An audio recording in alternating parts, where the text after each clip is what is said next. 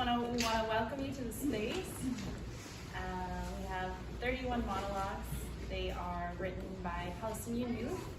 They were written and collected by a theater company called Ashtar Theater in Palestine.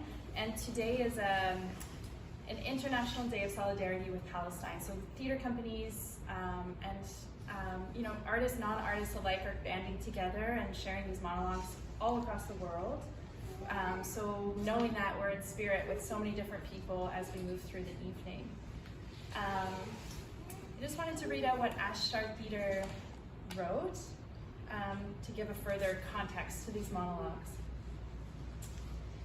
So due to the horrific war taking place in Gaza, Ashtar is launching an urgent request to all its friends and theater makers around the world to read or perform the Gaza monologues on November 29th, 2023, the International Day of Solidarity with the Palestinian people.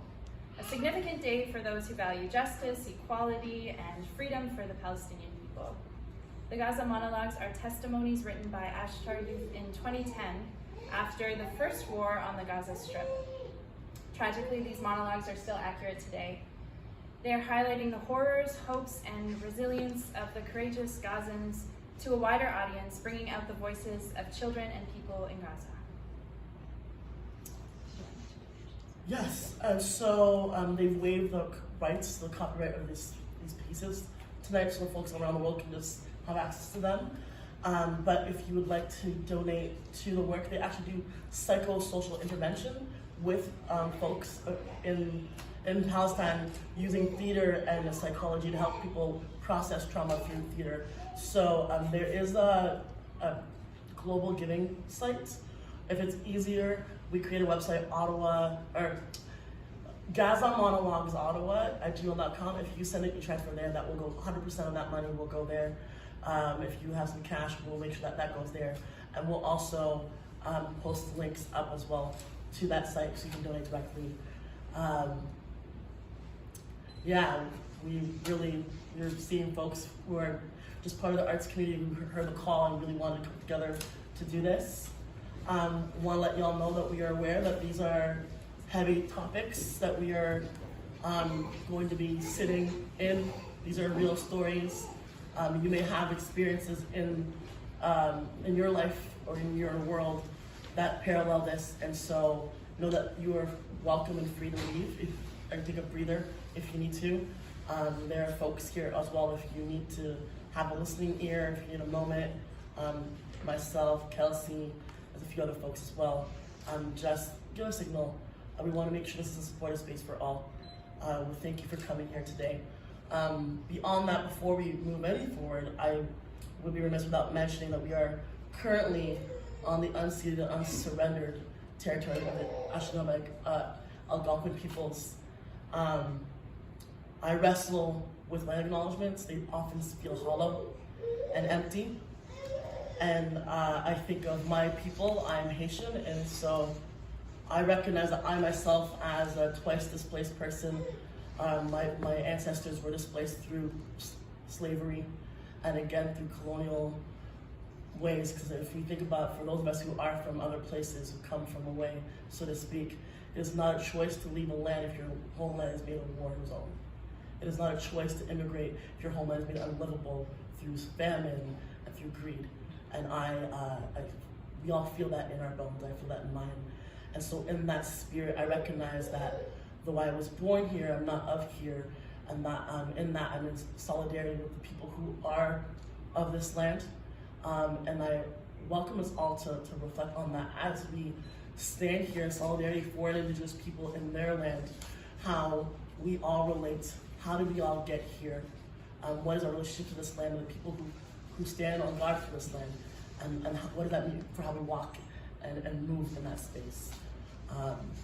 As a Black person, as an immigrant's child, I recognize that could not live any of the freedom I have without my Indigenous siblings who have been and are continually oppressed on this land.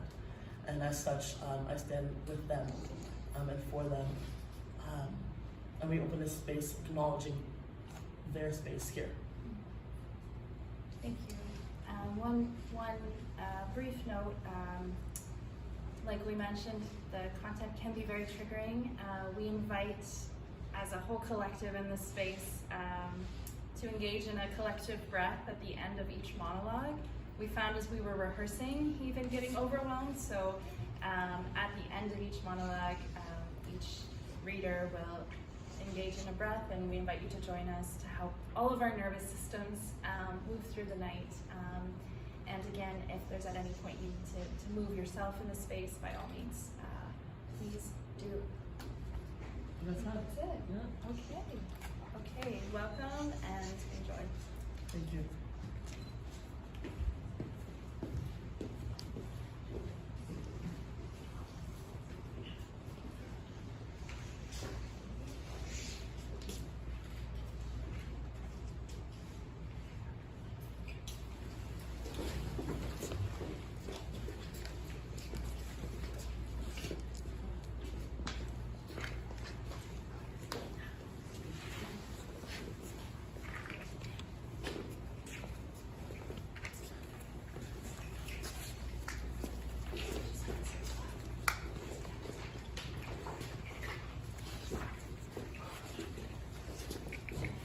Kelsey Rideout, born 1988, Ottawa, Canada. Rosinger Benjamin, born 1987, Edmonton, Alberta, Canada. Asli Mehdi, born 1991, Toronto, Canada. Ed Beauchamp, born 2000, Ottawa, Ontario, Canada. Tara J. Patterson, born 1995, Ottawa, Ontario, Canada. Hurley Tupino, born September 30th, 1989, Montreal, Canada. Mariana Gomez, born 2002, Mexico City, Mexico. Daphne Dinletic, born 2002, Izmir, Turkey. Josh Ramai, born in 1992, Makati City, Philippines. Velvet Wells, born in Toronto, Ontario, Canada, 1969.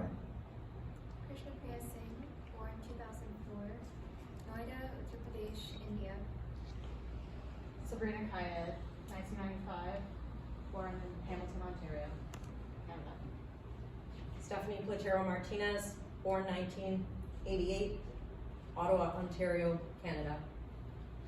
Jessie Bergeron, born 1989, Timmins, Ontario, Canada.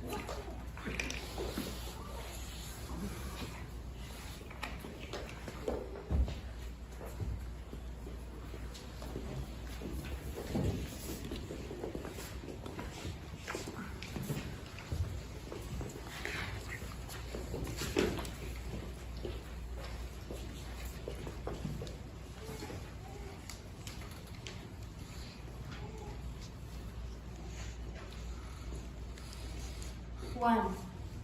Ahmed El Ruzi, born 1993, El Weda Street. Before the war, I used to feel that Gaza was my second mother. Its ground was a warm chest I could lay on, and its sky was my dreams, without limits. The sea would wash away my worries. But today, I feel it's an exile. I stopped feeling it's the city of my dreams. In the war, the main electricity pole was hit by a huge rocket. All my uncles were at home with us and the electricity went out, but there was another line working near to the house. I went to our neighbor and asked him for an extension so we could connect to the second line. Once we were connected and our house was lit, he came to take the extension back. We had a huge fight. In war, everyone thinks for themselves. During the war, a lot of people had 20 bags of flour and never had a shortage of gas, whilst others didn't have a piece of bread. They were asking their neighbors for bread and they wouldn't give them any. Most people locked up their things under lock and key and decided not to give anything to anyone. But others were good and helpful. Back to our topic. We didn't agree to return the connection to him, even though it was his extension that we were using, and for the first time I realized how bad we can be. We were punished on the spot. The house next to ours was bombed and split in 2 pieces, and half of it fell on us. We left the connection and electricity and everything and ran away to my uncle's house next to the municipal park. My uncle's house is close to a government building, and in the evening, people started saying that building would be bombed, and if it was bombed, my uncle's house might disappear from existence. We sat there not knowing what to do or where to go. My dad, he kept reassuring us, "Don't worry, don't be scared. Nothing will happen." We stayed like that till midnight. We kept hearing rockets and explosions, and my dad kept saying, "Don't worry and don't be scared," but suddenly he said, "Follow me, we're going back home." And he started shaking, and all of us started shaking with him. My mom started screaming and my uncle was in really bad shape. Anyway, all of us ran away in the middle of the night with my uncle's family. We ran home. I couldn't believe it when we got home. Till today, I don't remember where we slept or how. The important thing was that we were away from that building. We found that our neighbor had taken the electricity connection, and we spent the night in darkness while his house was lit. I felt he was right to take his connection back. After that, my dad got a connection complex. He bought 3 electric cables and 6 bottles, 2 electric pans, 20 neon lights, 20 packs of candles, 6 packs of cans, 10 packs of wire, 6 flashlights, and 2 packs of batteries. We're living in a war, and we have to be careful till things get better. I got a complex worse than all others. It's as though I was generous before the war, or maybe I didn't know the value of things, because I couldn't believe that there would be a day when I wouldn't find a drink of water or a piece of bread. But after the war, I became super careful with everything and anything. I started barely sweetening my tea, and if I broke a loaf of bread, I wasn't allowed to finish it. I lost my appetite for food and I became really economical. My dad says, "Ahmed always has his pocket money." Of course, because I take it and save it in case there's another war. I feel like I'm married with 10 kids. Scared of life, of everything, of the smallest things, always worried.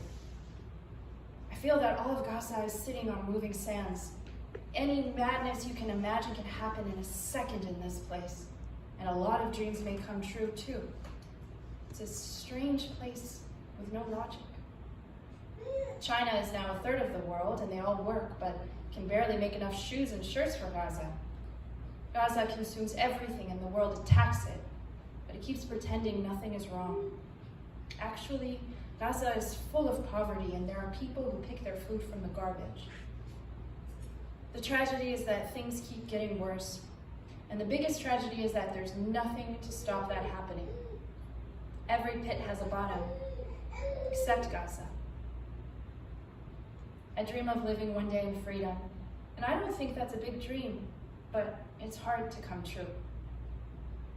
My dream is also to end the Palestinian division, which is giving us schizophrenia. Tired of thinking, but I can't stop it. But we have to plead, and God will provide. And to you folks, goodbye.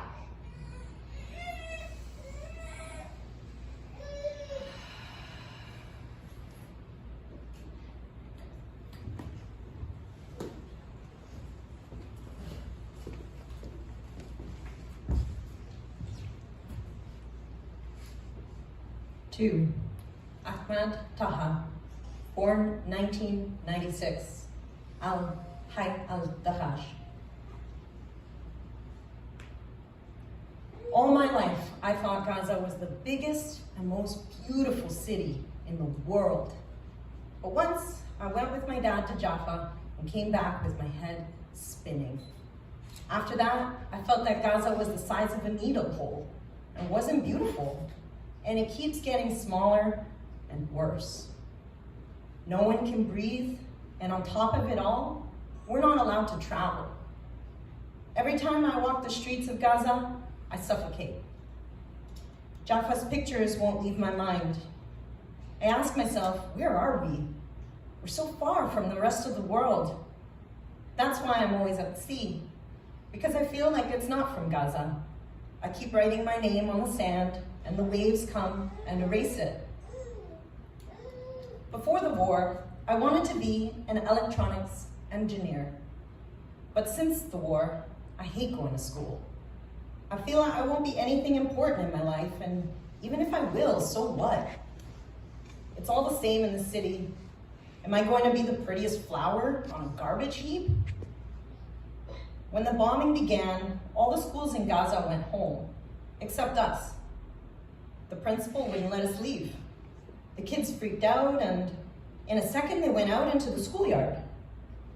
The weird thing is that I'm in the Zaytoune school, the one near the Ministry of Passports, which got hit first. With the first hit, a piece of rocket flew onto the biggest tree in the school and sliced it in two like a sugar cane. As soon as we saw that, no one stayed. No one stayed in school. Students, teachers, or the principal. We fled for our lives. I thought the only martyr that I would see in the war is the tree. But as soon as I got home, there were 4 martyrs on our street, as though waiting for me to say goodbye to them. When I was done with that, 3 more martyrs from the same family in our street arrived. And as soon as we buried them and returned, our neighbor's house, 2 houses down, was bombed by the army, and the house was wiped off the ground. Everyone died. I felt most sad for the little girls. I felt the war was targeting me alone. Out of all of the people in Gaza, all day I'd been seeing martyrs. In the Shifa hospital, I saw a sight that I will never forget. Hundreds of corpses, one on top of the other. Their flesh, their blood, their bones, all melting on each other. You wouldn't know the women from the man or even the child. Piles of flesh on the beds, and lots of people screaming and crying, not knowing where their kids are, their men or their women. That night, I came home from hospital and was awake till morning from fear. I thought that it would only be that night, but I couldn't sleep. Until today, I see them in front of me, and I can't sleep.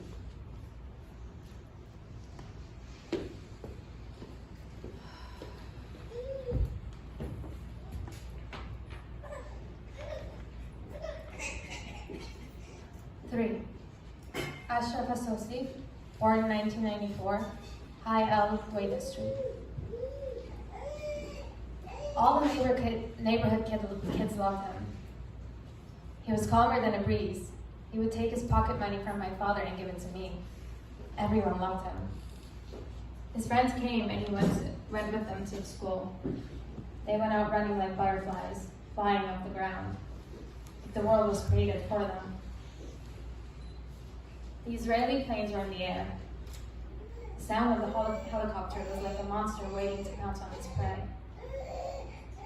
A car of wanted men was driving a line on the street, and the butterflies were near the car. Butterflies didn't know that this car would be the fire that would burn them. A rocket fell on the car.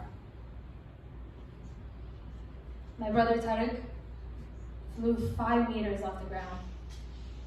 He flew higher than the car and came down walking. Nothing was the matter with him. The ambulance came and took the corpses. People told him to get into the ambulance, but he told them, "Nothing's the matter with me." And he kept going to school. 100 meters later, he put his hand on his heart and fell down a martyr. I was in the street waiting for the school bus, and my sister told me to go see what's going on. I did, but I didn't see Tariq, and I went on to school. While I was in class, my uncles came and told me he will take 3 days off school. I didn't suspect anything. He got in the car. My uncle told the driver to turn off the news. Then I started getting suspicious because my uncle loves the news. He got home, and there was a big crowd of people around. Before I went down, I saw my father sitting on the chair, crying. It was the first time I saw my father cry. He was holding a picture of my brother Tariq. I asked him, "Dad, was my brother martyred?" He said, "God have mercy on his soul." The ambulance brought him from the hospital. We all ran to him to say goodbye. He was sleeping like an angel, with the book that he'd been carrying still in his hands. My father refused to let us go with him to the cemetery, but I got in the car. I went and said goodbye to him, and I read the Fatiha prayer on his grave. I kept going for 3 months every day to sit in his grave and talk to him. At night, I stared at his picture in his room, with the hero martyr Tariq written on it. Since my brother was martyred, I got used to sleeping in the bed alone. We used to sleep on top of one another, legs on top of heads. Sometimes it felt like all our limbs were jumbled together. But today, I have a bed by myself. I'll never forget my brother.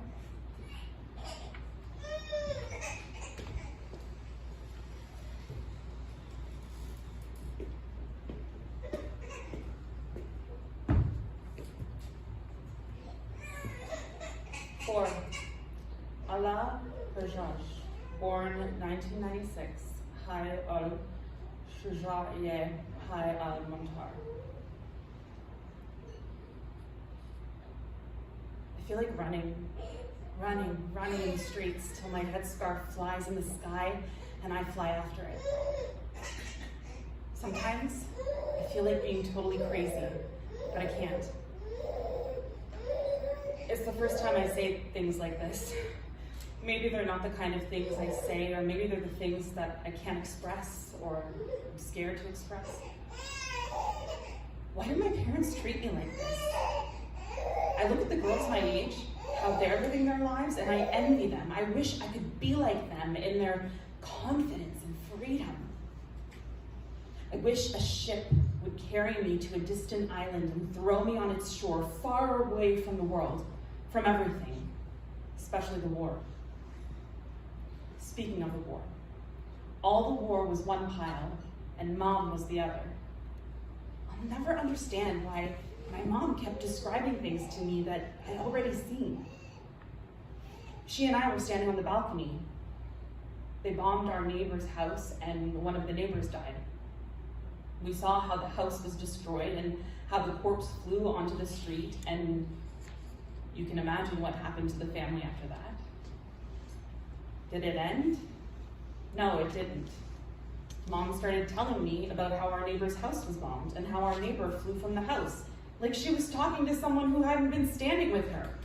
And on it went, stories from Mom all through the war, and I was the only listener. We'd be sitting watching TV, and they would say there was bombing or destruction in some place. The report would be 15 minutes long, but Mommy's repeated report would be 2 hours. She'd talk about the report like I hadn't been with her. I started to doubt myself. Had I been sitting with her or not? I swear I was there. I was really there. I was sitting next to her. Anyway, thankfully Mom isn't with you, otherwise she'd give you a headache with her stories.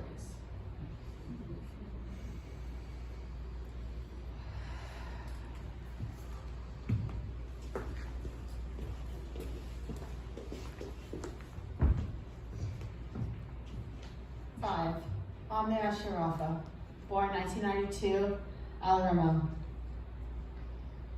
Gaza is a plane carrying people and traveling towards the unknown, landing neither in heaven nor in hell. No one knows when it will land, and my people may stay suspended like that for twice my lifetime. All days here are the same. There's nothing new. The simplest thing is that dreams and wishes are hard to make true in Gaza, especially if they're like mine. To be an artist, singing and acting and playing music.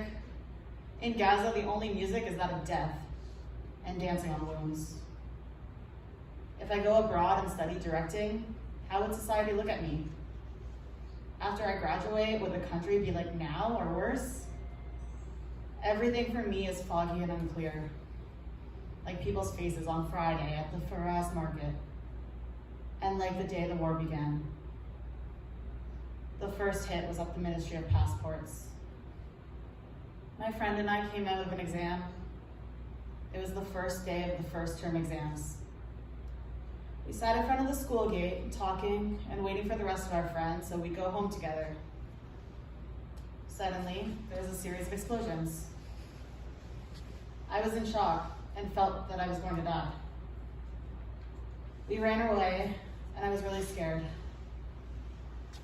I saw the woman running and screaming and beating their faces, and I had no idea what was going on. I felt I couldn't stand on my legs, and the world started spinning. I fainted and stopped feeling anything. Then I woke up to my friend's voice shouting, "Ami, for God's sake, wake up!"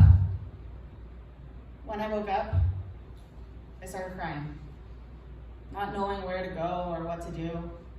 An older girl helped me and took me home.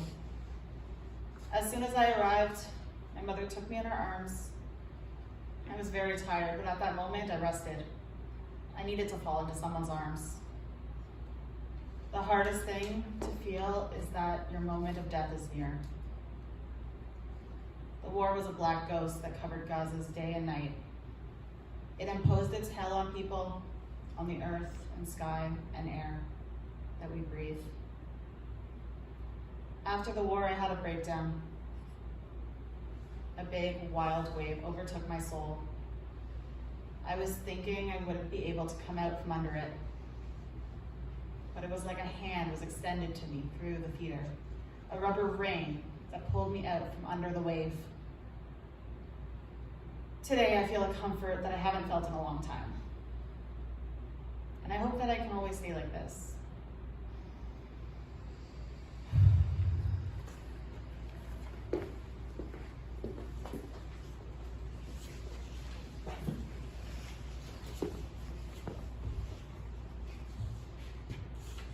Number 6, Hamshad Abu Yassin, born 1993, Ashadi Camp. A day before the war, Gaza for me was joy and happiness. Trips and going to the sea, life seemed to be happy, and I wasn't thinking about anything. I had one dream, that Gaza would develop in art and sports. I felt that everything was fine except these two things, but it turned out nothing was fine. No art, sports, health, or safety, it's all the same. Gaza stopped being the city of my dreams because my dream is to be an actor. Am I going to be an actor for 20 people in Gaza and wait till the border opens? If it was in my hands, I would try as much as possible to reduce wars, death, and violence. It's a shame for every drop of blood that falls on the ground. I hate the silence and the abnormal tolerance that people have. I wish all Gaza would wake up tomorrow and with the street shout loudly, "Enough!"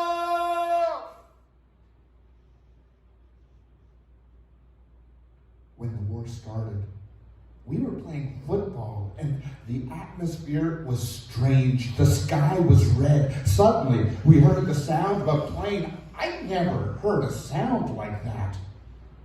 We were all scared and lay on the ground waiting for death. After that, we heard the sound of a loud explosion meters away from us. We started looking in each other's faces and silently saying goodbye. Turned out the bombing wasn't meant for us. It was targeting a car of a wanted man on the road above, but we kept lying down, waiting for the second rocket, and all I could think of was my two older brothers who were with me, and I was more afraid for them than for myself, and I think they also felt the same way. I carried my sports shorts and ran away from the field, and as I ran, I stepped on a piece of shrapnel. I took it out with my leg and I went out onto the street and saw them. There were 3 martyrs, and you couldn't make out their features. The first one's legs were on fire. He was looking at me and I at him. Among everyone there, he was warning me about something I didn't understand. It was then I knew he was warning me about a car coming fast toward us. Then I knew the real meaning of death. And instead of being 3 martyrs, they could have been 4. I was shocked at the scene. I stood there watching, and when I woke up after passing out, I ran home. The war came and went, and we're still living it. The victims are always the poor people with nothing to do with anything.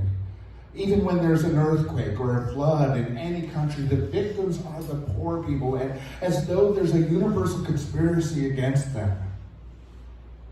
After the war, everyone started lying to everyone else. Lies, cheating, dishonesty, deceitfulness for positions and interest. The leaders and powerful people commit slaughters and crimes without batting an eyelid or feeling any guilt. Poor people got poorer, and sick ones sicker. I've lost all trust in all mottos.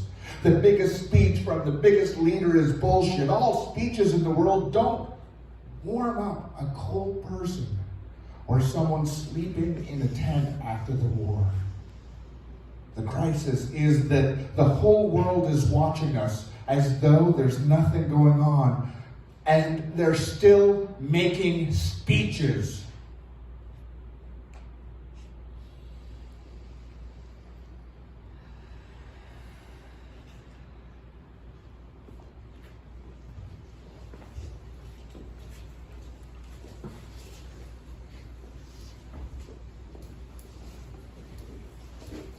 Seven, Anus Abu Eta, born 1995, Sheikh Redwan. Since I was a small kid, I've dreamt of being a famous football player. I believed I would fulfill my dreams, but today there are a million obstacles in my path. Before, there were no playing fields for adults or even kids. Then the siege came and made everything worse. If I was the Prime Minister, I'd pay most attention to the Ministry of Youth and Sports. I would build playing fields everywhere, especially in schools, and I'd let the students play freely, not be kicked out by the school guard. I'd abolish all club fees and preserve all parks. But dreams, security, hope, and the future are all words that lose their meaning in a city that kills the smallest dream possible. I was a goalkeeper, and my friend Muhammad kept telling me I'm going to get a goal. but I always stopped his goals. On the 7th of January 2009, a day in the war, I was sitting at the door of our house and it was foggy, and someone came to tell me, your friend Muhammad was martyred. Of course, I didn't believe it. I went looking for my friend, and I was really scared of the idea of death. I got to the mosque and saw the closest friend in my life, Muhammad, wrapped in the flag of Palestine and torn into pieces. I cried a lot, and I was sad because I couldn't hug or kiss him. And I kept sitting there telling him I loved him, and I was really upset because he left me alone in this world. As I was leaving the cemetery, there was a heavy bombing. I felt that the angel of death was following me and not leaving me alone. But thank God, I'm still alive.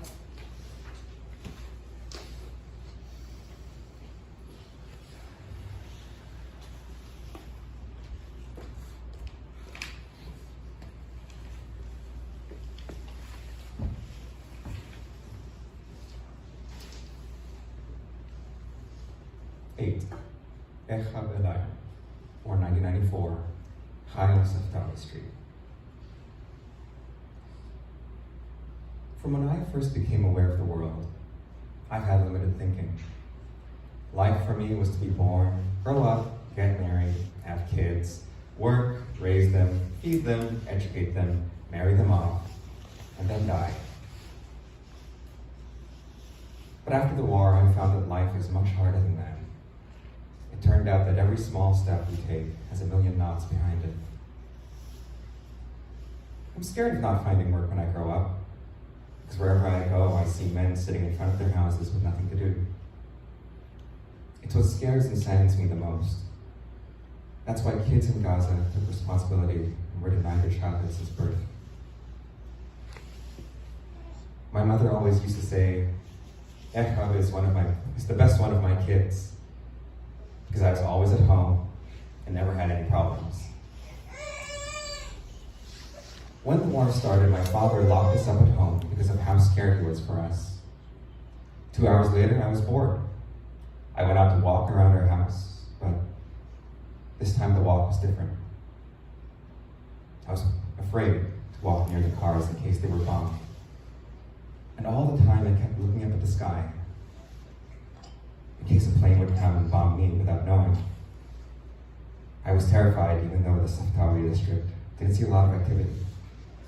I went back home running as though from something terrifying, and stayed at home until the war was over.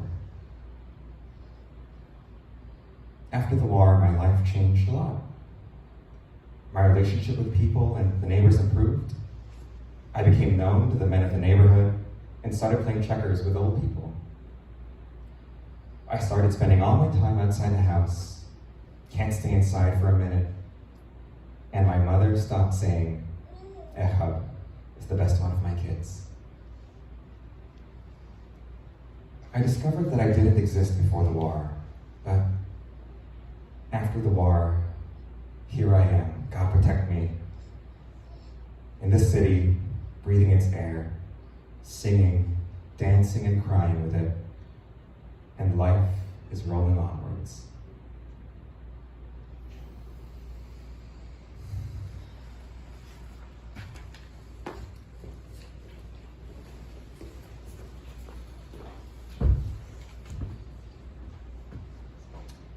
Tamar Najam, born 1993, Ash Sheikh Radwan.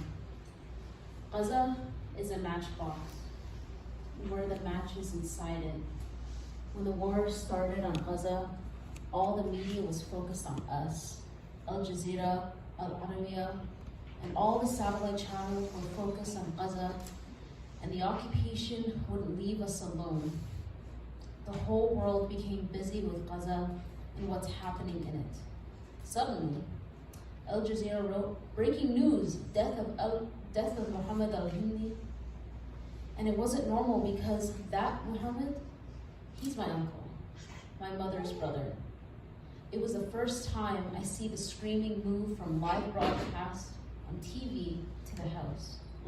Screaming and yelling and tears, all of it mixed up together. And it moved from our house onto the street, and my mom fainted.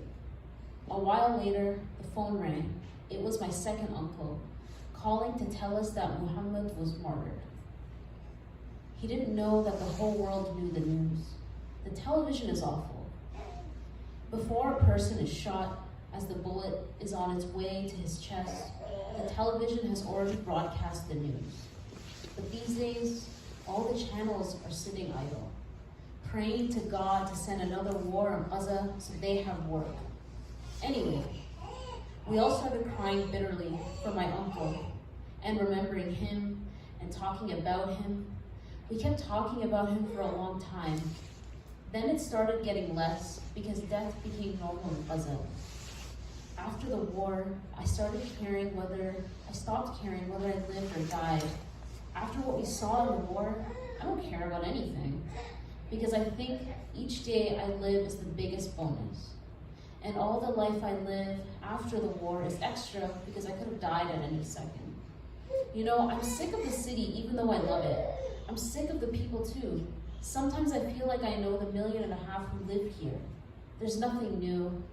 The same days repeated each day. I feel like traveling, like changing scenes and faces. As soon as I wake up each morning, I feel the electricity pull in my face. I wish I'd wake up one day and not find it there. Each day, Abu Ibrahim stands at the door of a supermarket, and Abed, the bean seller, is selling his beans, and Abu Ahed is sitting at the door of his house, afraid his house would run away. Ibrahim is standing with Hassan, and I know the taxi drivers one by one. I know who takes you to the city and who goes to the beach. It's soul dreaming. The only hour that's different in my life is the one when I come to theater practice. It became my work and mission. I wait for it impatiently. Without the theater, I would have gone crazy. When I grow up, I want to be a big actor. I've loved acting since I was a kid.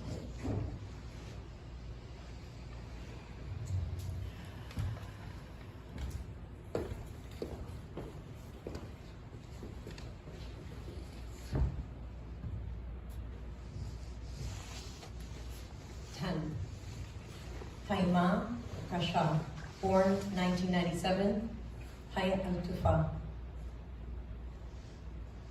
Macaroni, mujadra, noodles, and cans of all shapes and colors, made in Morocco, China, Sri Lanka, Pakistan, Somalia, and the date of expiry doesn't matter. In the war, all the streets were filled with empty cans. A lot of kids wounded their legs on the empty cans. The occupation was leading a war on us, in the earth and the sky, and we had declared a vicious war on food. We used to eat 100 times a day. Whenever we opened our eyes from 6 in the morning till the next day, 6 in the morning, we'd be eating. I thought only our house was like that. But when I asked, they told me all Gaza went crazy for food. I thought the state of war and the scenes of martyrs and destruction would affect people's appetite for food, but it seems that the state of fear and horror and worry makes people more hungry and they eat more. It could also be that the whole family was at our place, especially the girls. They competed on who could make the tastier food, and my poor father, he couldn't keep up, carrying bags of food in all shapes and colors. The food we ate in 20 days of war was enough for a year. And the problem was, every time I said I don't want to eat, I ate more. When I grow up, I want to be a journalist, or a lawyer, or a prime minister. A journalist so I could photograph the beauty and simplicity in Gaza because I love it. I love it. It's salt, sand, and air. And I can't imagine living anywhere else. A lawyer so I could defend all the deprived and mistreated people in the city because I don't like seeing anyone suffer in it. And I wish I could be the prime minister so I could force law and order on the city because that's where the solution begins.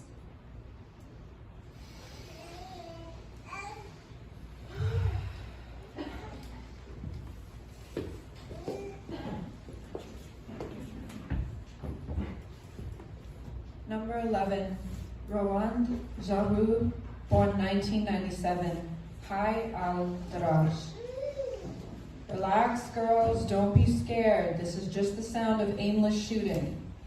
That's what our teacher said as soon as the bombing started. After a while, her mobile phone rang and she spoke a few words only. 120 martyrs? She smashed her mobile onto the floor and told us, go home. All of you. As soon as we went out to the yard, we saw our parents, some of them in pajamas, some in their undershirts, and some barefoot. We were very scared. My two sisters and I kept waiting for Dad, but he was really late, so we decided to go home by ourselves, even though it's a long way. On the way, I saw something for the very first time. A martyr being carried in a coffin wrapped in the flag of Palestine, with banners around him and people crying. But the weird thing is that the funeral barely had 30 people in it. Funerals of martyrs usually have thousands. And I felt that there was some really big catastrophe going on in this country. I got scared for Dad. I didn't want him to come get us because I was scared he'd be hit by a rocket. I was also scared of dying, and I didn't want to die now because it'd be a catastrophe if I died and no one came to my funeral. I started running home and people were running around us like it was doomsday. No one knew where they were going because the sound of rockets didn't stop. Every few seconds, a rocket would fall and shake the ground. I felt that the streets were not the same streets, nor were the people the same people. Strange sights, sounds, and smells. After the war, a lot of things changed inside me. I started hating going to the bathroom. And the second I go in, I can't wait to come running out because all the time in the war, I was afraid they'd hit a rocket on our house when I was in the bathroom. And there, one would be in great focus, and you know the rest. I also started hating the morning line at school. When the war started, I was in the line. That's why today I feel that the minutes in the line are hours of fear and worry.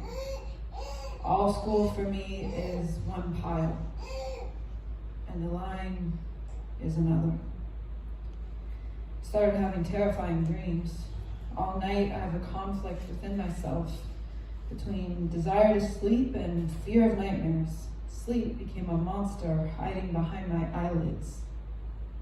I stay like that till morning. I don't know when I slept and when I woke up. I want to become an actress, and this is a hard dream to fulfill in Gaza, especially for girls. I tell myself it's a shame for people in Gaza to be deprived of my talent because I could become an important actress.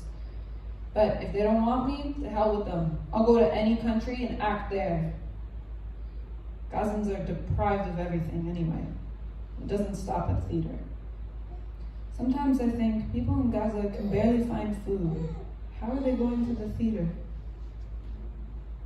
You know, I wish I could live in a civil, democratic society with peace and 20 cinemas and keep watching movies and flying in my imagination and dreaming.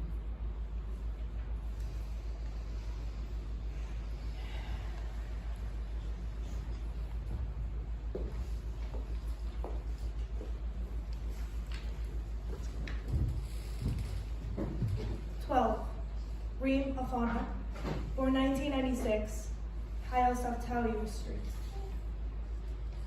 When I was young, I used to feel I was the happiest child in the world. But the more I grow, and my mind grows, the more my worry grows. Because I started to understand things that I did not. I started to know the meaning of a deprived child. The thing that upsets me and makes me cry most are children's tears. All children in the world, regardless of their nationality, religion, or color. When I grow up, I want to be a pediatrician. And that's the hope that gives me a big push in life, even though I'm fed up, bored, and sad because Gaza doesn't have life anymore. Yesterday, I was sitting in school and I heard the sound of planes. I got really scared. I wanted to run away from school. I felt I was going to die because I remembered the war. The scenes of war won't leave my mind. On the third day of the war, my family was sitting together, talking about what was happening in the world and in the war. My grandmother was reassuring us so we wouldn't be scared. We were actually calmed, even though the sound of rockets didn't stop, but my grandmother's warm voice was calming us. The phone rang. The lines never caught in the war, so when we heard the sound of the phone, we were happy. Hello? Yes? This is the Israeli Defense Army. You have 5 minutes to clear the house. It's for your own benefit. We have warned you. I couldn't stand on my legs anymore. Everyone in the house started yelling. My grandmother was the first one to run away. It was the first time I'd ever seen her going so fast. My dad held me and my sisters and told us not to be scared. He was pulling me to leave, but I was going to die if I didn't take my teddy bear with me. I felt that I would betray him if I left him under the bombing. I escaped from Dad's hands and ran to my bear, took him in my arms, and left. We all got far away from the house and sat down to wait for the 5 minutes. They were the longest 5 minutes in history. They became 10. We felt like there were years that passed. I was in a whirlwind. Thoughts and dreams were thrashing about in my head and the world was spinning. I felt the dream of being a doctor was very, very far away. I held the bear and remembered myself when I was small, how I was always laughing. I want to go back to being small and stay small. I don't want to grow up. But the only thing that comforted me was the love of people who didn't leave us for one moment. Gaza is full of love.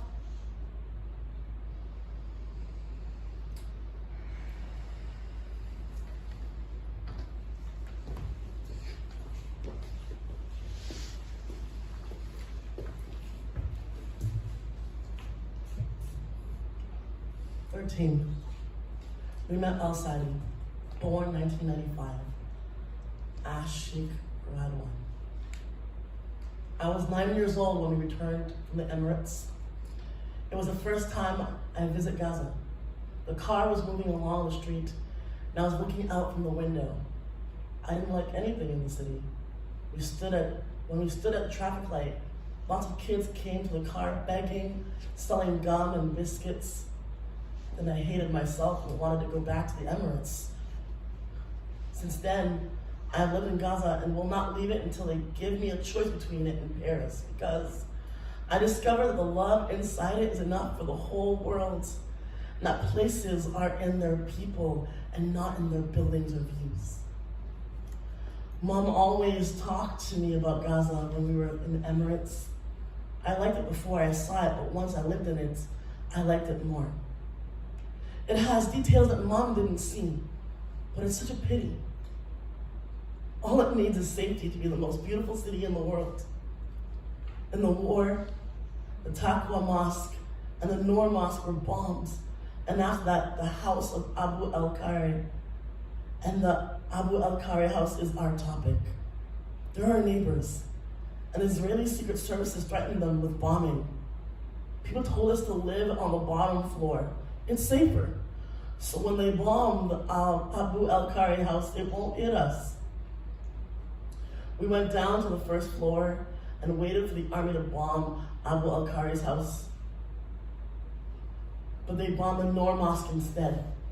All its windows, doors, and stones flew on us while we were in the apartment. I was very injured. All the doors fell on my head. Of course, there was screaming and the house was a total mess. The next day, we had family meeting and decided to go back to the upper flat. And we did. We moved to the top floor, but this time, they hit the Taqwa Mosque. All the glass and stones flew on us on the top floor.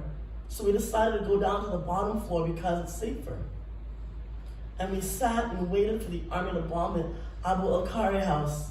And that night, they really did. They threw the first rocket, then the second, but it didn't explode. And if they threw another rocket and hit the one which didn't explode, the whole neighborhood would have been wiped out. And people would have said, here was Abu al-Kari's neighborhood.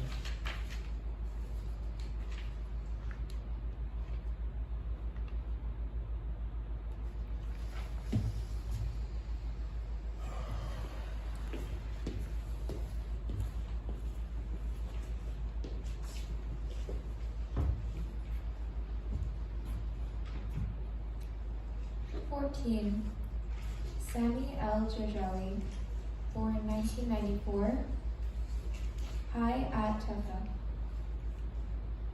The hour that I hate most in the day is 12 noon. Every time the exams start, I feel that the war will start again. I can't answer any of the exam questions, and thoughts keep floating around in my head till I'm sick of them. I ask myself, is what's happening to me normal, or am I sick? People say the Sea of Gaza washes all pains, but my pain is bigger than the sea. Because the last time I was at the sea, I was with my friend. We swam, played, and had fun. But now I can't go to the sea anymore. The Talatini Street is near the petrol station, and petrol was dear to the people and expensive. It was a big deal to have a liter of petrol. There was a war going on, and people were afraid to buy anything. My dad sent me to buy petrol. After I bought it, I went to the house of my friend, Zaki, who lives near the station. I was missing him a lot, and I hadn't seen him for more than 10 days. I got to his house, and I was in a hurry because my dad wanted me to return quickly with the petrol. I went inside their house without knocking the door. His mom considers me like her son, and me too. I said hello to her and to my friend, hugged him and kissed him, said hello to his brothers, and quickly left.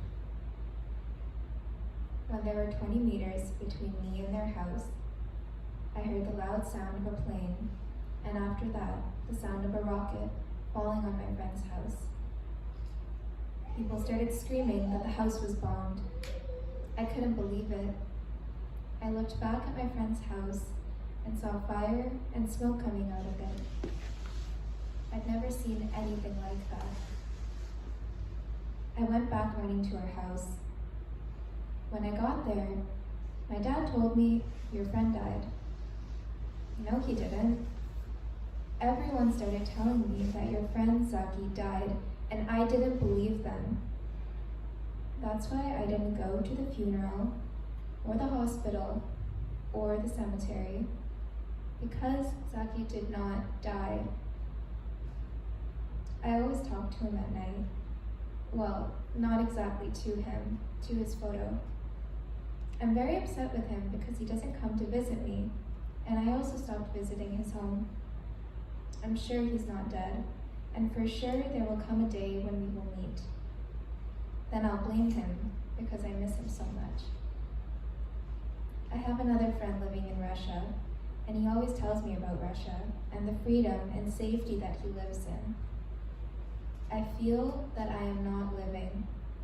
I start wishing that I would dive into the sea and keep diving and diving till I come out and find myself in Russia.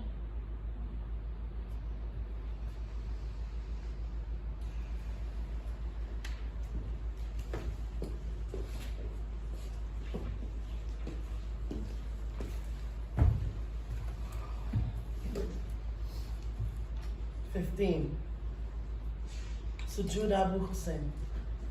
born 1995, Ashik Radwan. What I love most in Gaza is its people's kindness and simplicity. And what I hate most is the political party fanaticism. Sometimes I feel that there's a contradiction between all this love and kindness that people have and this evil that controls the surface. If it was in my hands, I'd solve the problem of the Palestinian division tomorrow. In the war, they assassinated a big Hamas leader. All the media in the world covered the incident, but the whole world was in one valley, and we were in the other, because Madi and Salumi, my young brothers, and dad had gone to our land that's next to the Hamas leader. We called them 1,000 times. And as usual, the Jawal mobile lines wouldn't go through, which stressed us out even more. Mom started pacing the balcony like a small bird from whom they'd taken their children. She imagined that the balcony would somehow rescue Modi and Saluma and Dad. I was really stressed. I started crying, and when I went down to my aunt started soothing me. She lied to me and told me that she had called them and I'd spoken to them. I knew that she had not talked to them, but she was holding me and crying, and I was crying too. When I went up to our house, I saw that Mom was still pacing the balcony. I forgot to tell you that Modi and Saluma are 5 and 7 years old. They used to sleep in my arms, and my soul was connected to them. I felt at the time that my soul was going to escape and I would die. And honestly, only then I felt that there was a war on Gaza, because I was busy with the computer all the time, and that day was the first time I lived the war. An hour later, there was knocking on the door of our house. Dad came back with Modi and Saluma. As much as I loved them, this was the first time I felt how much they were really dear to me, how much I couldn't bear to be parted from them. I put them on my lap and kissed them like it was the first time I'd held them. And Mom stopped pacing the balcony, and it was the first time I felt she loved Dad like this. After the war, I started thinking, why are we like that out of the whole world? They took our land, threw us out of our homes, and because we were defending ourselves, all this happens to us. There's no water, no electricity, no phones, no petrol. What are we to the world? Aren't we human?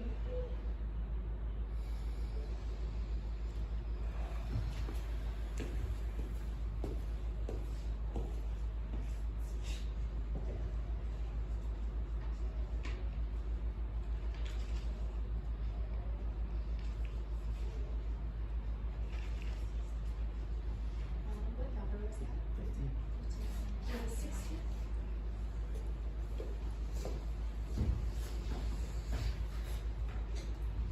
16. Suha al-Mamluk, born 1995, High at Tafa. Every day, Gaza changes. That's why my dreams always change. And each time I make a step forward, I go 100 back. In the first hit of the war, I was going home from school and didn't know the road. Suddenly a man stood in front of me and asked me, "Where's your house?" I told him and he took me home. I went down to the house quickly and asked Dad, "Why didn't you come get me?" My mom said, "It's normal, dear. Go study." I told her there are no exams. The war started. In the afternoon, they hit the government building near us. My mom said, "It's normal. We are used to what is happening to us." We went running to the neighbors, each one looking out for himself. After minutes, the neighbors' relatives started coming and the house became packed with more than 100 people in it. But still, things stayed normal for my mother. In the morning, Dad went to buy bread and stood in line for 6 hours, coming home with 1 pack of bread. Each of us got a half a loaf. and still my mom said it was normal. In the evening, my parents decided to go to the hospital and visit the injured, and I went with them. In the hospital, we saw many corpses. There were 4 on each bed, under and on top of each other. Only then my mother said, "This is not normal. The war isn't over. The war is big, and my fear is to grow up with it. I'm always scared of a new war. If a balloon bursts, I'm scared. If a car hits a strong brake, I jump 20 meters, and if a small kid yells, I start yelling with him. I stay up all night waiting for a new dawn. But each morning that comes does not differ from the one that passed."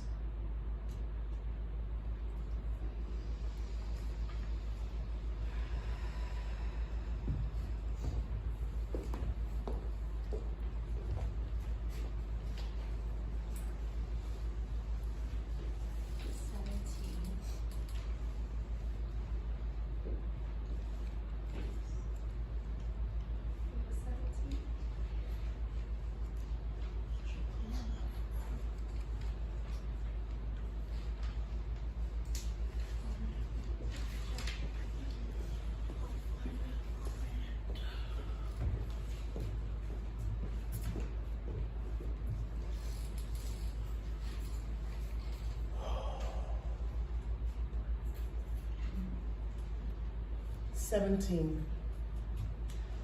Ali Al-Hassani, born 1995, High Al-Saftawi Street.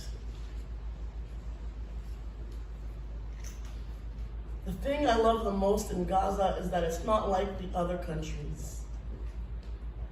Other countries have lots of problems: famine, siege, division, occupation, bombing, destruction, and death. But we have none of these issues. That's why I love Gaza a lot.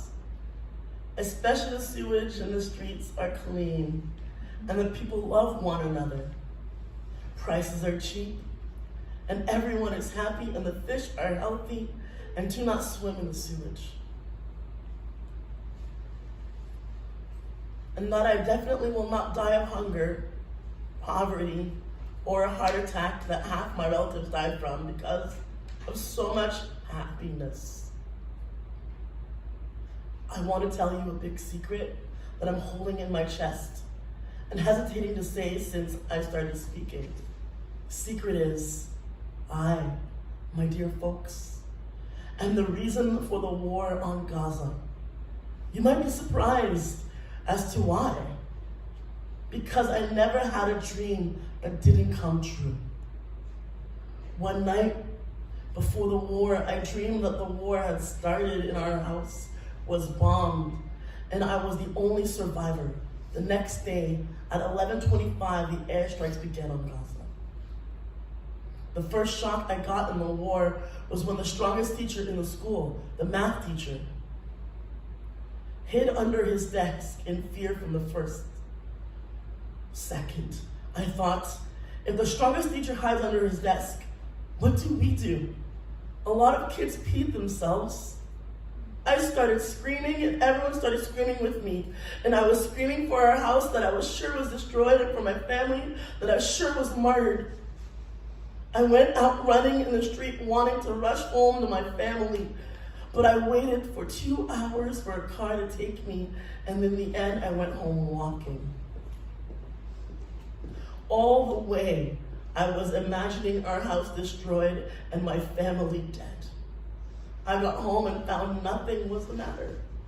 And my family were taking down the windows so they wouldn't break from the air pressure. But till today, I'm scared they will bomb our house. That's why. And you can't ask my mom. I sleep with 3 mattresses under me, so that when there's bombing, the mattresses will absorb the hits and nothing will happen to me. I hate dreaming, but dreams are not in our control. I think that Ali, that's me, before the war is different from Ali after the war, who's a new person that I'm trying to discover. Before the war, I didn't understand anything about politics. I didn't know the head of state from the prime minister. I never listened to the news. But today, I have become a political analyst. Al Jazeera this morning, midday this evening, harvest of the day, harvest of the week. I started following all these programs and discussing them. I started feeling that politics and news are very important in our life because they are what kills us and what gives us life. And also because I want to be the first to know if there's going to be another war.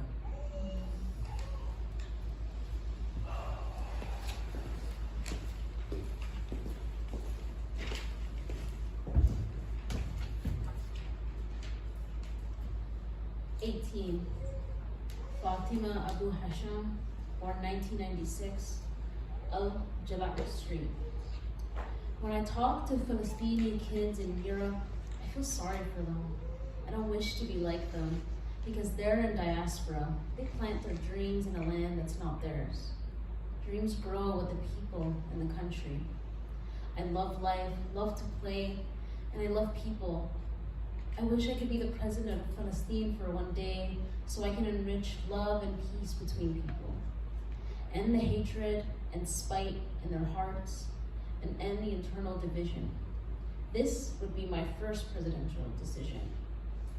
But, unfortunately, I'm not the president, and that's why there was a war. The war opened up with bombing like rain. We came running out of the school in fear and found the whole world running in the streets. People were looking for their sons and sisters and mothers. Everyone was running with their heads raised to the sky. Honestly, they looked strange. I saw one of them from a distance, wearing pajamas, barefoot and running. When I first saw her, I didn't recognize her, but when I got closer, wow, that's my uncle's wife. The chic one who doesn't leave the house without looking top-notch. Then I was sure the war had started. It's been more than a year since we've been talking about the war. We lived it and continue to live it. Because the TV, the phone, and the doorbell are all the things that remind me of the war, and I don't like them. You know, I even threw away my mobile, and I'm most scared of being alone. I think, what would I do if a war starts and I'm alone? Who will protect me? And when I'm with my family, I start to think, how will I protect them? I had a big dream to become an actress, but this dream started shrinking slowly because people in my country don't look like an actress in a positive way. Even though acting is important and allows me to relay a picture of the suffering of my country and society and the world, I have a second dream if the first one doesn't work out, to be a journalist. And the third dream is to make a family that I love who will love me. The fourth is for us to be free and for the flag of Palestine to fly freely. And the fifth is to see people happy without death, destruction, deprivation, or war. And the sixth and last is for me to finish this monologue and come down from the stage.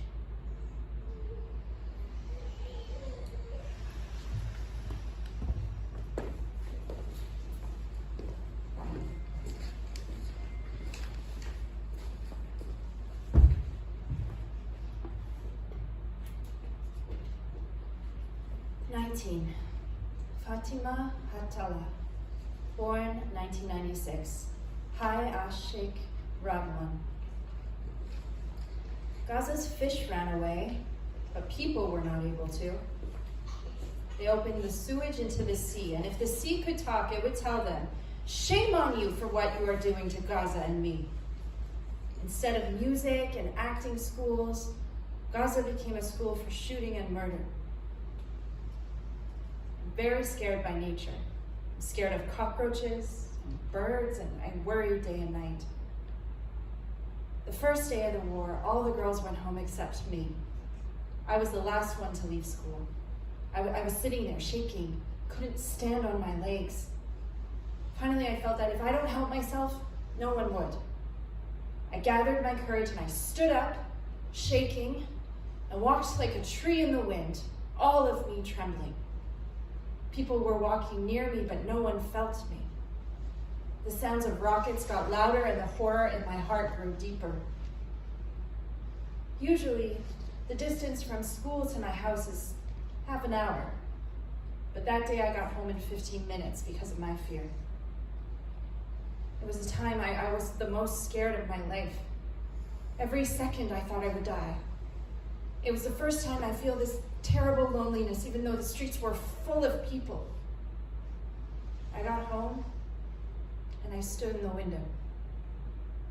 A rocket fell near our house and I flew off the ground and landed on my back.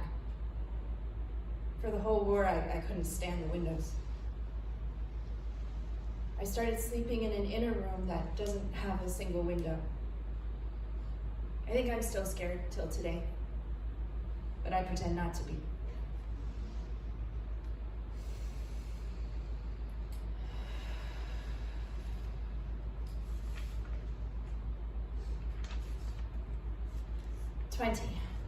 Mohammed El Umarani, born 1995.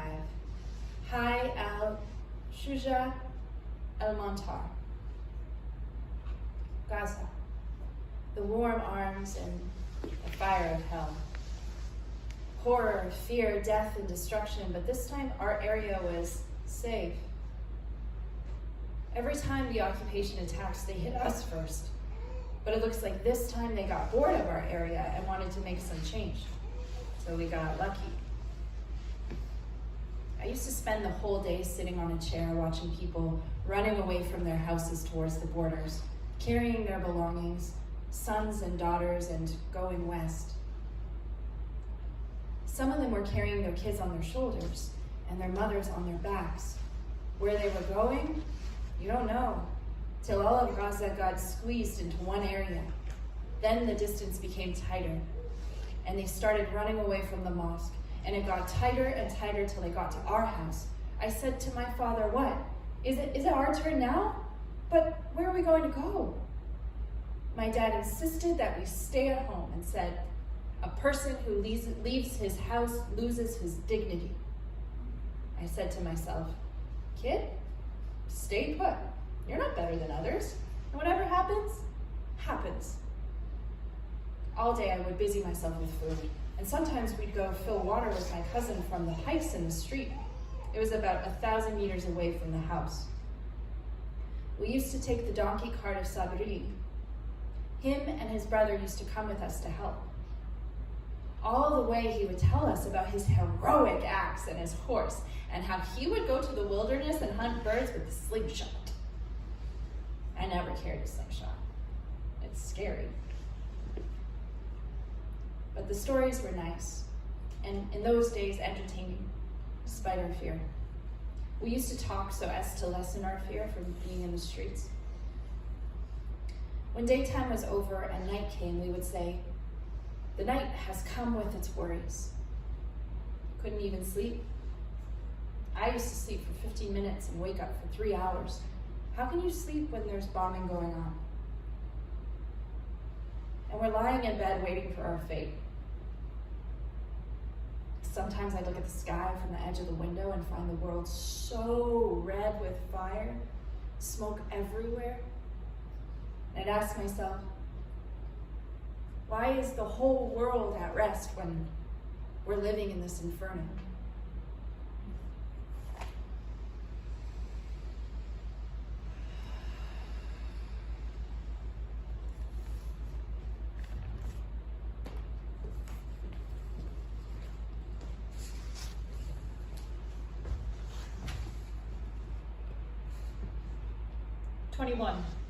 Muhammad Qasim, born 1995, Hai Al Saftawi Street. My grandmother and I were home alone. She was telling me stories about the days of our country, funny stories and sad ones. But she never told me a complete story because she always had to go to the bathroom halfway through. My grandma spends half her time in her room and the other half in the bathroom. My parents came back at 10:30 at night and went to sleep straight away. I couldn't sleep. I was lying on my bed awake, writing my homework. Suddenly, I heard the noise of a distant explosion. I went to my parents' room and took the radio to hear the news. I woke my father up and told him I heard the sound of a strong explosion. He said, "Be quiet and go to bed. It's just aimless shooting." Anyway, I went back to bed, and the electricity was out. Suddenly, there was a huge explosion that shook my world. I pulled my blanket and covered my face, and something fell on me. I raised the blanket off me with all my strength, and it was the frame of the window that had fallen on me. The blanket was full of glass, and our entire house was full of black smoke. It was the day they hit the workers' union, right next to our house. But that's not the point. The point is the stupid things that happened and which I can't find an explanation for. First, the world was on fire and we all felt we would die, but my grandmother was looking for her false teeth. She was afraid that when she died, people would find out she had no teeth. like they don't know already? Second, the house was full of smoke, but my father lit a cigarette and smoked, as if we needed more smoke. Third, my uncle called to make sure we were okay. And my father told him that we were all fine, thank God, but that all the windows of the house were broken except one. My uncle told him to break it, and my father did. I don't know why I'm telling this story. All I know is that we're living in a cage, a prison, like an encaged bird who wants to come out but he's besieged. Kids are dying in front of their mother's eyes, hearts are crying for them and screaming in the loudest voice, but no one hears. No one's heart softens, and no one seems to care.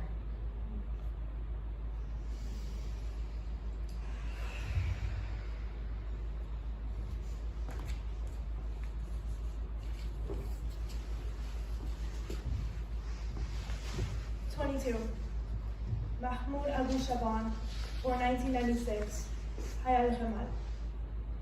You're going to call me crazy, nuts, cuckoo, go ahead. I don't care. It doesn't matter to me anymore. In truth, what's happening to me is not normal. I mean, losing trust in friends is normal. Lots of people have lost trust in others, but what's driving me crazy is that I've lost trust in shop windows, in cars, in police stations, in suspicious areas. In my personal philosophy, all of Gaza is a suspicious area. To make a long story short, everything that was hit in the war, I'm scared of going near today. I don't know how to walk down the street. I'd be walking on the right side and get scared. Then I'd move to the left side. But then I get scared, so I would move back to the right side and stay in that whirlwind. Where am I supposed to walk? In the middle of the street? See, the first day of the war, I was in my brother's shop that sells computers and mobile phone accessories. A medal fell on the floor, and my brother told me to hang it up. Suddenly, while I was hanging it up, I heard the sound of rockets, and the glass fell on me and injured me. I was scared. I wasn't scared for myself, but for my brother. He was also injured. He was worried about our family. He told me, go up to the house and make sure they're okay. I went up the stairs, and I wasn't scared. I made sure they were all right, and they were all fine, thank God. I walked up the street to find out where the explosion happened. We heard a lot of explosions. Gaza became like a black night because of the smoke, but still, I wasn't scared. I forgot to tell you. My brother had a cup of tea in the first explosion, which fell from his hand and broke. Do you think it was because of fear?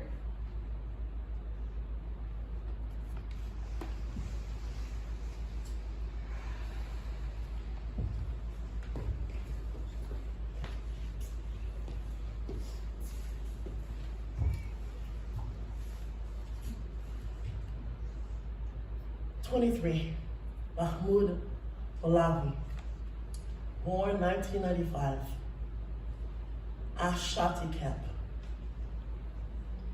I want to write the most beautiful words about Gaza, but I can't. I can't not see the poverty, siege, and famine, especially while all Gaza City flooded into Al Arish and emptied it from all goods in 2 hours. I can't not see the deprivation in every house, the fear and the sickness. What do you want me to say about Gaza? From when I became aware of it, I was sad about everything inside it, especially the kids and even the adults, youth, women, girls, animals, stones, and trees. Everything in it is crying. I'm looking for nice words to say, and I can't find them. The sea is the only thing that helps me dream. When I stand on the shore, I can imagine Cyprus, travel to Paris, fly to Rome, all while standing in the same spot. I go around the whole world, and in the end, I land on my bed in our house in the middle of a refugee camp.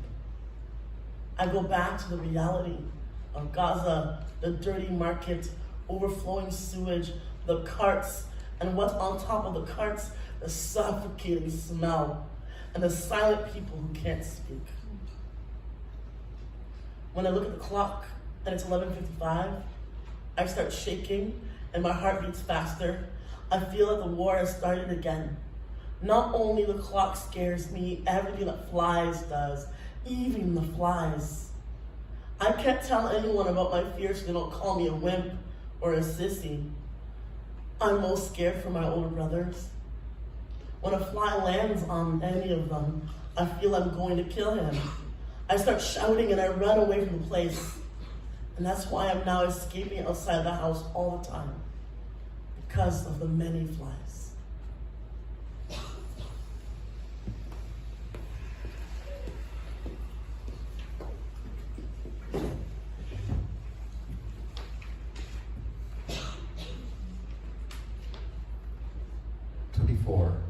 Mahmoud Al-Turk, born 1994, High Al-Jalak Street.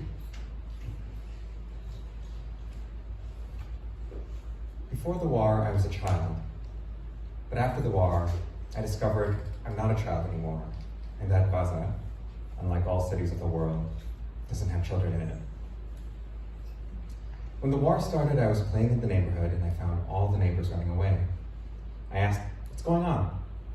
They told me, the Israeli army told the neighbors that they will bomb their house. I went running home to tell my parents. In less than a minute, we ran away from the house. We took nothing except the gas cooker, because it's more expensive than gold in Gaza. I felt then I'd never go back home. We went to my grandfather's house. The next day, Israeli intelligence called my grandfather's house and told them they would bomb it. We ran out and went to my other grandfather, the father of my mother. There were 5 other families there, all my aunts. My cousins and I became good friends. We'd stay up all night and talk about the war. I was tired and scared. I wanted to go home and sleep on my bed and pillow. 3 days later, they bombed our neighbor's house. After the bombing, all the inhabitants of the neighborhood returned to their houses, and I went back to my room, but I couldn't sleep anymore. I've been wanting to travel for a long time. I have an uncle in Canada who always sends me videotapes of him with his family in Canada's parks, sea, shops. And in the background of the pictures are Canadian girls. Like, I need that. It's like he's taunting me. I started dreaming of Canada day and night. That's why now I like acting. I tell myself, maybe it'll work out with me and I'll become an actor, travel to Canada, and become a Canadian, marry a Canadian, and have little Canadian children. What language do they speak in Canada? Never mind, I'll learn Canadian. And anyway, I don't care. They won't know I'm an Arab in Canada since I'm so blonde and blue-eyed.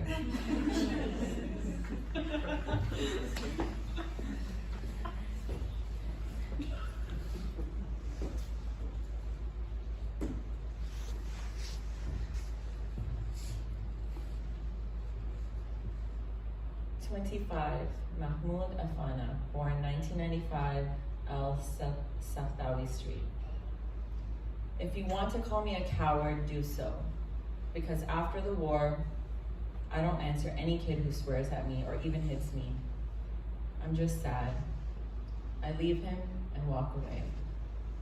Before the war, I wasn't like that. The flying bird would avoid me. Why did this happen to me? Because honestly, after I saw so many kids dying in the war, I started to feel that all of us are going to die. It's just a bit delayed. I said to myself, kid, you're a lot bigger than that. I started to feel that I was 100 years old. The war ended on the ground, but it's still there in my head. I want to be like any child in this world. Not in the world, at least in Jerusalem. When I chat to my cousins who are living in Jerusalem on the net, I feel that they're living their childhood and they don't think like me at all. I'm scared to tell them what I'm thinking, so they don't think that I'm weird. I pretend to be listening to them and I lie to them. They didn't live what we lived in the war. My family and that of my uncle and grandfather all went to live at my uncle Anand's place because it was far away from the war and it was a safe area, or so we thought. The next day, there was a bombing on the street next to my uncle's house, and the wall behind the house collapsed. The third day, my uncle, at whose house we were staying, went to buy food, beans, and falafel for breakfast. When he returned, he parked the car at the door of his house, and before he went down from the car, a rocket fell on him. The upper half of his body fell on the asphalt, and when the ambulance came, they took out the lower half from the car. The paramedics went and collected the upper half in a plastic bag, and they took him to the hospital. Everyone started wailing and screaming, and my mother started asking God to bring him back safely. I don't know, was she lying to herself or to us? Of course, my uncle didn't come back, and he won't come back safe.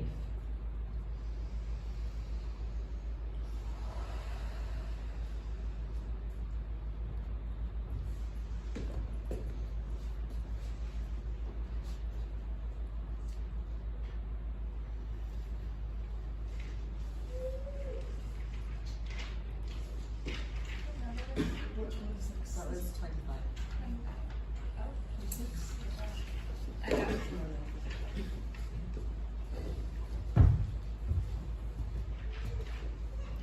26. Mahmoud Najem, born 1994. Hi, Ash Sheikh Radwan. For the first time, the streets of Gaza were clean. There wasn't a paper or cardboard. People were collecting paper from the streets to use it for baking because the electricity was disconnected.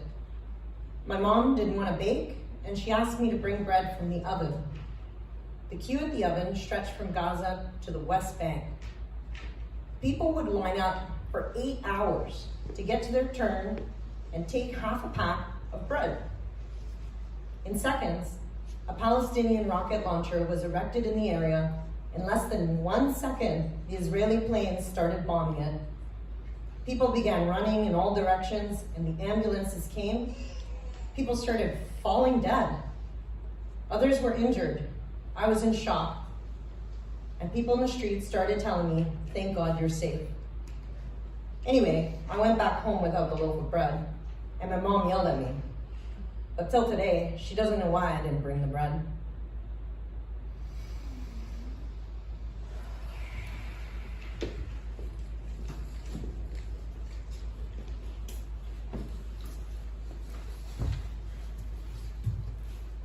"27.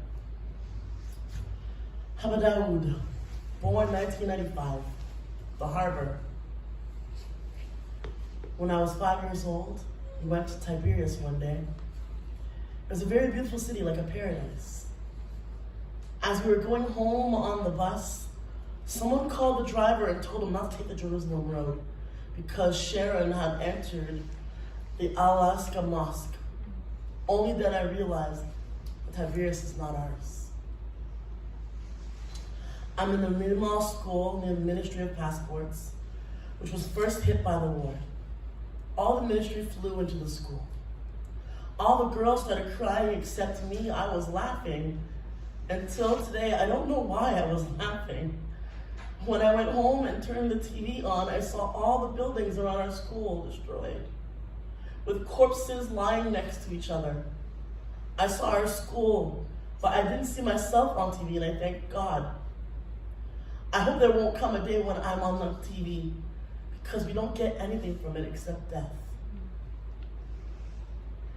After the war, I started knowing what people are thinking even before they speak. And feeling from the look in their eyes what they want, I also started knowing things that I or someone of my age should not know. I became braver and started knowing how to speak properly, and trust in people grew. Turns out the war had benefits. Could anyone believe that?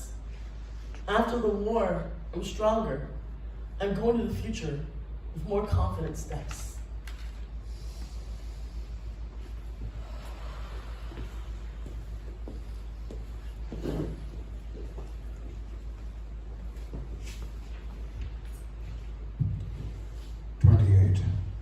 William M. Yeri, born 1997 as Sabra. What I love most in Gaza is Barcelona Park. I used to go there 3 times a week. I would spend the whole day on the swings laughing and playing with my friends. But during the war, the occupation bulldozed it and destroyed it. I went to visit the place and started crying. I remembered where I used to play and where the swings were in my laughter with my friends. I want to be a lawyer so I can defend the people that have been victimized. And you won't find more of them than in the Empire of Gaza, because I feel that Gaza is 100 countries and 1.5 million problems. The tanks got to our house at 5 in the morning. Mom started gathering things from the house, and everything turned upside down in a few seconds. Everyone started yelling and carrying what they could, and we went out running in the streets, not knowing where to go. My grandmother said, "You can only go to the schools," and schools, schools. Our school is more beautiful than all schools. 100 of us used to sleep in one class. From the first night, I got into a fight with another girl about 1/4 meter, and who was going to sleep in it? And I don't know how we slept on top of each other, like a mountain of old, discarded, forgotten clothes. 3 days later, we got back to our house in the neighborhood, but a lot of things had changed. The neighborhood wasn't the same, and the people weren't the same either. The biggest change in me is that I became a gossip. Honestly, I can't hold my tongue. Our theater trainer told me that it is normal in Gaza. All Gaza gossips about each other. But the difference between me and all the people of Gaza is that they don't admit that they're gossiping. Well, I admit, in my full mental capacities, that I am a gossip. Sometimes I find no one to gossip about, so I gossip about myself.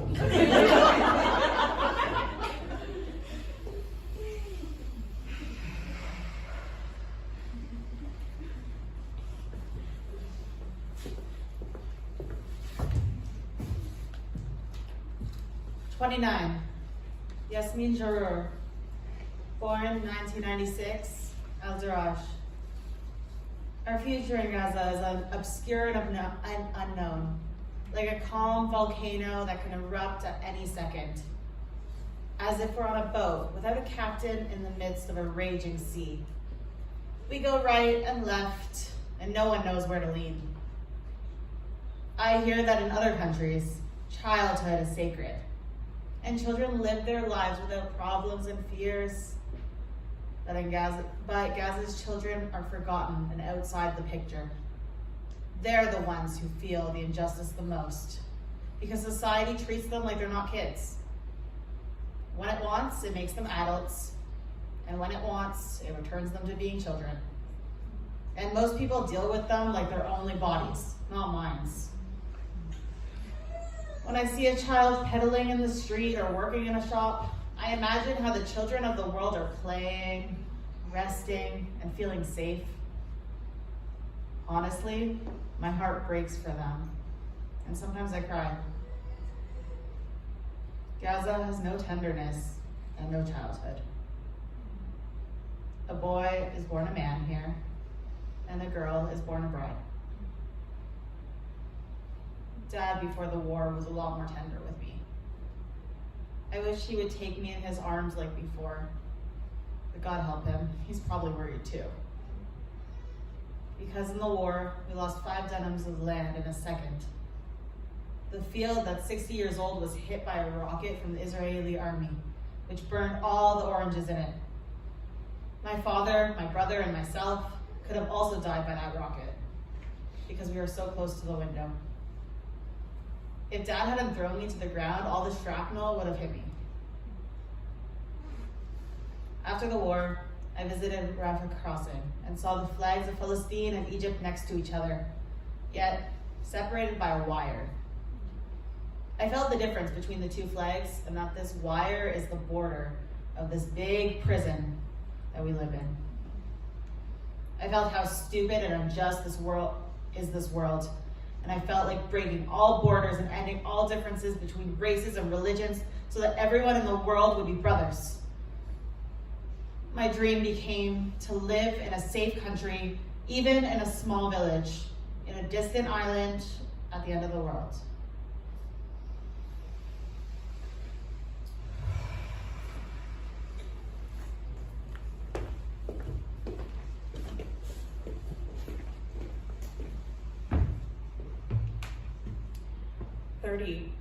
Yasmin Abu Amar, born 1996, Hay al-Shujaiye.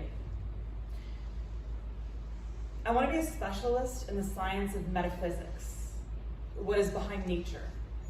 You know why? Because I think that Gaza itself is behind nature.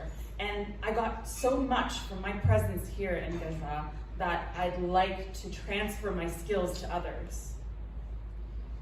The Shujaiye camp is always the center of events. Each time the occupation wants to invade Gaza, they pass by our house. When the war began, people left their houses thinking that the Shujaiye would be hit. It's normal in this case to leave our house. Everyone was calling my dad to convince him to leave the house. My brothers from Algeria, my uncles from the States, my uncles from Ankara. The whole world was begging my dad, and he wouldn't budge, refusing to leave the Shujaiye. 3 days with my mom having packed the house stuff, and we're in suspended travel mode. We want to go to my sister's house because it's safer there. After we were exhausted from talking, he agreed and said, "You'll go and I'll follow." How could we go and leave him? My mom was smart. She left the bread at home. And you know how dear bread was in the war. As soon as we got to my sister's house, she called him and said, "Salman, we forgot the bread, bring it for us." And Salman fell in the trap and brought the bread, and we wouldn't let him leave. The next morning, we woke up to a phosphorus bomb that fumed the street. We all started crying, our tears falling because of the phosphorus. The bomb was easier on us than Dad's taunting. He said, "I told you, let's stay home. It's better for us. There's no place like home." And on it went. What added fuel to the fire is that the mosque and house next to my sister's house were destroyed in the bombing. And you can imagine what my dad did to us. He wanted to take us back home immediately. No sooner had he finished his words than we were told that the house next to ours in Shujaiye was bombed and the front of our house ripped off. Then, for the first time, all of us looked at Dad. We stayed at my sister's place. It became clear to us that wherever we were in Gaza, in the war, we were not safe. After the war, I started to always dress in a very clean and tidy way, so that if I die, I would die a nice death. But it would be the biggest problem if I was hit by a rocket, because I'd become 100 pieces, and I'd like to die in one piece. Well, Gaza and Gaza's dreams. Our dream has become to die a good death, not live a good life.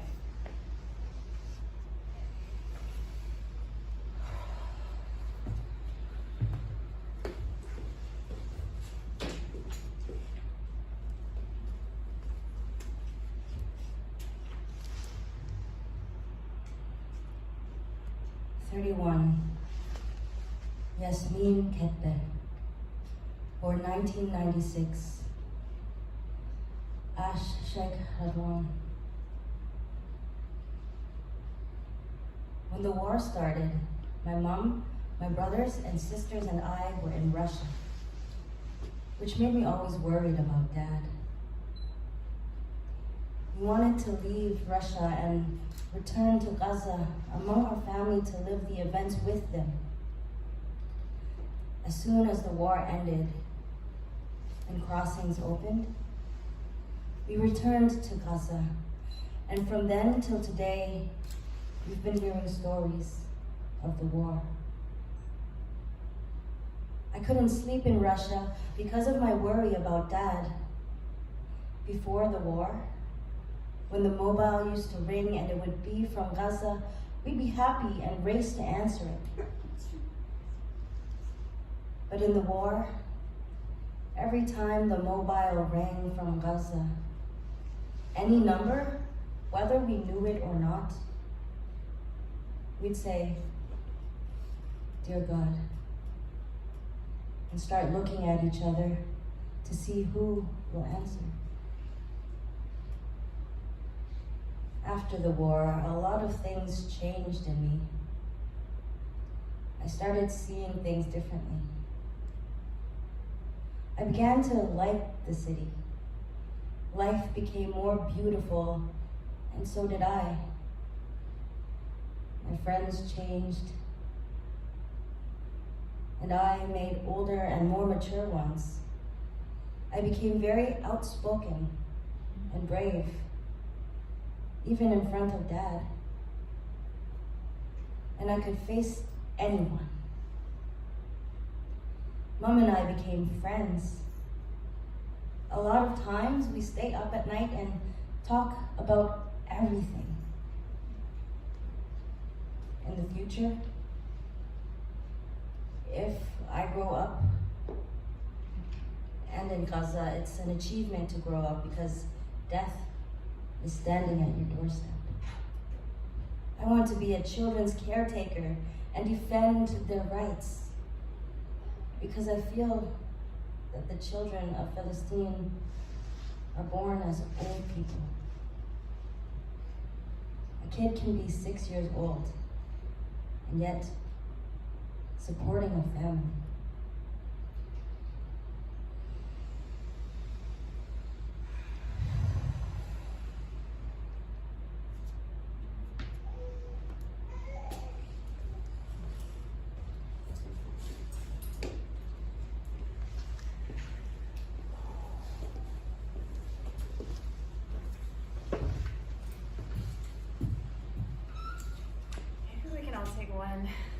One deep breath together, unify to close this. All right, here we go.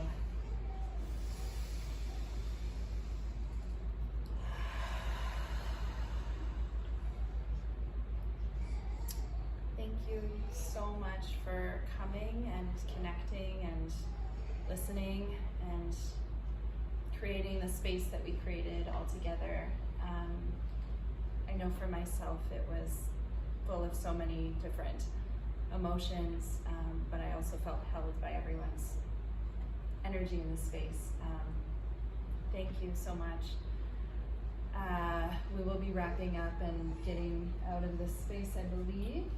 we have, don't rush yourself. Don't rush Take yourself. time. Okay. We have about 30 to take time. Yes. Just want to thank everyone else. They're all volunteers. Everyone who's given, whether in talent or in kind and other things, to help make today happen. Again, send you to Ashtar Theater, who did organize this from Palestine and also does incredible theater work. Helped create these monologues, and they're updating them regularly. If you want to check out their work. But yeah, take a beat. If you need a breath, take a breath. If you need just to chat with someone, chat with someone on the shoulder. Say hi. Got you. Commune.